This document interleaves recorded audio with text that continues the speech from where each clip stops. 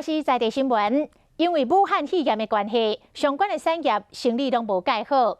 不过南投县唯一的一间戏院，这几天的生意是强滚哦。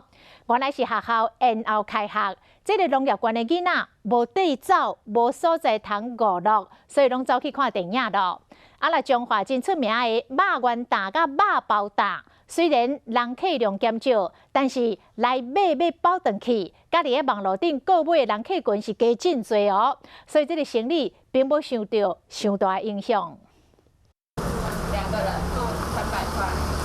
远端开门都看到民众买票要来看电影，其中袂少少年人。原来是学生把开学前看电影放松一下。还好，因为毕竟现在还没到社区感染。基本上我如果来看的话，是会戴口罩。 受到武汉肺炎疫情的影响，高中以下甲部分大专院校拢延后开学。南投农业县的学生假期无所在娱乐，归起来看电影。南投唯一的老戏园，这几天伊的生意袂歹，成长将近3成。